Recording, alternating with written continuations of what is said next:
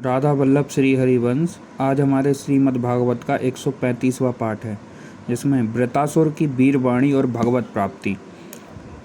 श्री सुखदेव जी कहते हैं, परीक्षित, असुर सेना भयभीत होकर भाग रही थी। उसके सैनिक इतने अचेत हो रहे थे कि उन्होंने अपने स्वामी के धर्मानुकूल वचनों पर भी ध्यान न दिया। वृतासुर ने देखा कि समय की अनुकूलता के कारण देवता लोग असुरों की सेना को खदेड़ रहे हैं और वह इस प्रकार छिन्न भिन्न हो रही है, मानो बिना नायक की हो। राजन यह देखकर वृतासुर असहिष्णुता और क्रोध के मारे तिलमिला उठा। उसने बलपूर्वक देव सेना को आगे बढ़ने से रोक दिया और उन्हें डांटकर ललकारते हुए कहा, क्षुद्र देवताओं, रणभूमि में पीठ दिखा देने वाले कायर असुरों पर पीछे से प्रहार करने का क्या लाभ है। ये लोग तो अपने माँ बाप के मलमूत्र हैं, परंतु अपने को सूरवीर मानने वाले तुम्हारे जैसे पुरुषों के लिए भी तो डरपोकों को मारना कोई प्रशंसा की बात नहीं है, और न इससे तुम्हें स्वर्ग ही मिल सकता है। यदि तुम्हारे मन में युद्ध करने की शक्ति और उत्साह है तो तथा अब जीवित रहकर विषय सुख भोगने की लालसा नहीं है, तो क्षण भर मेरे सामने डट जाओ और युद्ध का मजा चख लो। परीक्षित, वृतासुर बड़ा बली था। वह अपने डील डोल से ही शत्रु देवताओं को भयभीत करने लगा। उसने क्रोध में भरकर इतने जोर से सिंहनाद किया कि बहुत से लोग तो उसे सुनकर ही अचेत हो गए। वृतासुर की भयानक गर्जना से सबके सब देवता मूर्छित होकर पृथ्वी पर गिर पड़े, मानो उन पर बिजली गिर गई हो। अब जैसे मदोन्मत्त गजराज नरकट का वन रौंद डालता है, वैसे ही रणबांकुर वृतासुर हाथ में त्रिशूल लेकर भय से नेत्र बंद किए पड़ी हुई देवसेना को पैरों से कुचलने लगा। उसके वेग से धरती डगमगाने लगी। वज्रपाणी देवराज इंद्र उसकी यह करतूत न सह ना सके। जब वह उनकी ओर झपटा, तब उन्होंने और भी चढ़कर अपने शत्रु पर एक बहुत बड़ी गदा चलाई।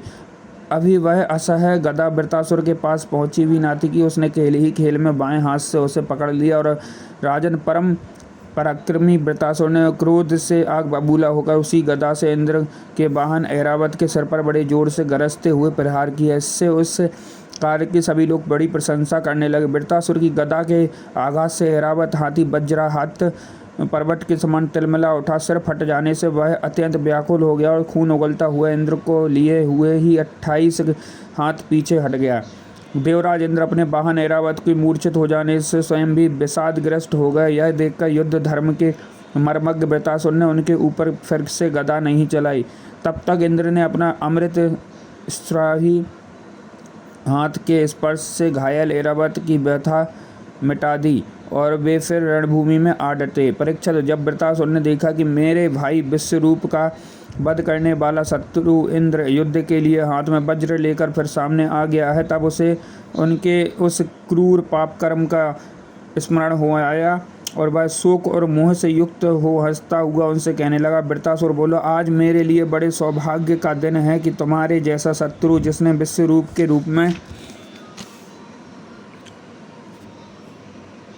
ब्राह्मण अपने गुरु एवं अपने भाई की हत्या की है, मेरे सामने खड़ा है। अरे दुष्ट, अब शीघ्र से शीघ्र मेरे तेरे पत्थर के समान कठोर हृदय को अपने शूल से विदीर्ण करके भाइयों से उऋण होऊंगा। यह मेरे लिए कैसे आनंद की बात होगी। इंद्र, तूने मेरे आत्मवेत्ता और निष्पाप बड़े भाई के, जो ब्राह्मण होने के साथ ही यज्ञ में दीक्षित और तुम्हारा गुरु था, विश्वास दिलाकर तलवार से तीनों सिर उतार लिए, ठीक वैसे ही जैसे स्वर्गकामी निर्दय मनुष्य यज्ञ में पशु का सिर काट डालता है। दया, लज्जा, लक्ष्मी और कीर्ति तुम्हें छोड़ चुकी है। तूने ऐसे ऐसे नीच कर्म किए हैं जिनकी निंदा मनुष्यों की तो बात ही क्या, राक्षस तक करते हैं।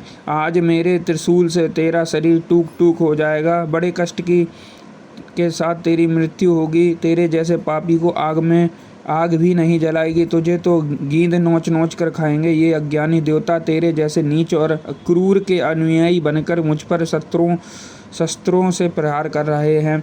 मैं अपने तीखे त्रिशूल से उनकी गर्दन काट डालूंगा और उनके द्वारा गणों के सहित भैरवादी भूतनाथों को बलि चढ़ाऊंगा। वीर इंद्र, यह भी संभव है कि तू मेरी सेना को छिन्न भिन्न करके अपने वज्र से मेरा सिर काट ले, तब तो मैं अपने शरीर की बलि पशु पक्षियों को समर्पित करके कर्म बंधन से मुक्त हो महापुरुषों की चरण रज का आश्रय ग्रहण करूंगा।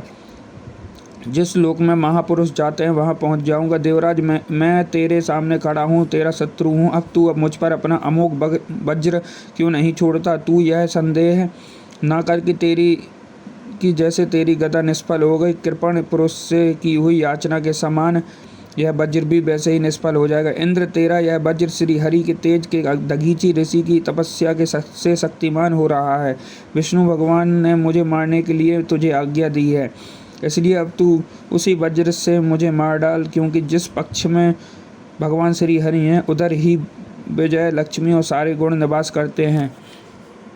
देवराज, भगवान संकर्षण की आज्ञा अनुसार मैं अपने मन को उनके चरण कमलों में लीन कर दूंगा। तेरे वज्र का वेग मुझे नहीं, मेरे विषय भोग रूप फंदे को काट डालेगा और मैं शरीर त्याग कर मुनि मनोजित गति प्राप्त करूंगा। जो पुरुष भगवान से अनन्य प्रेम करते हैं, उनके निज जन हैं, उन्हें वे स्वर्ग, पृथ्वी अथवा रसातल की संपत्तियां नहीं देते, क्योंकि उनसे परमानंद की उपलब्धि तो होती ही नहीं, उल्टे द्वेष, उद्रेक, अभिमान, मानसिक पीड़ा, कलह, दुख और परिश्रम ही आत लगते हैं। इंद्र, हमारे स्वामी अपने भक्त के अर्थ, धर्म एवं काम संबंधी प्रयास को व्यर्थ कर दिया करते हैं, और सच पूछो तो इसी के भगवान की कृपा का अनुमान होता है, क्योंकि उनका ऐसा कृपा प्रसाद अकिंचन भक्तों के लिए ही अनुभव गम्य है, दूसरों के लिए तो अत्यंत दुर्लभ ही है।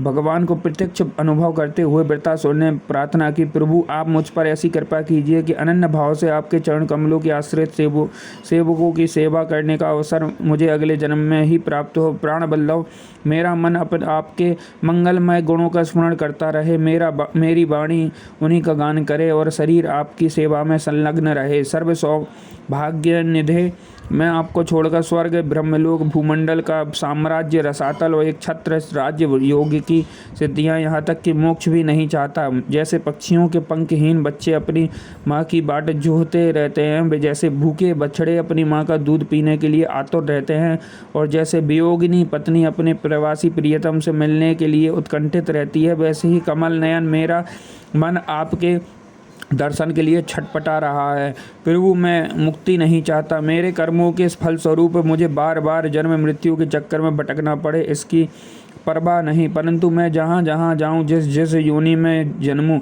वहाँ वहाँ भगवान के प्यारे भक्तजनों से मेरी प्रेम और प्रेमी बनी रहे। स्वामिन, मैं केवल यही चाहता हूँ कि जो लोग आपकी माया से देह ज्ञ और स्त्री पुत्र आदि में आसक्त हो रहे हैं, उनके साथ मेरा कभी किसी प्रकार का संबंध ना हो।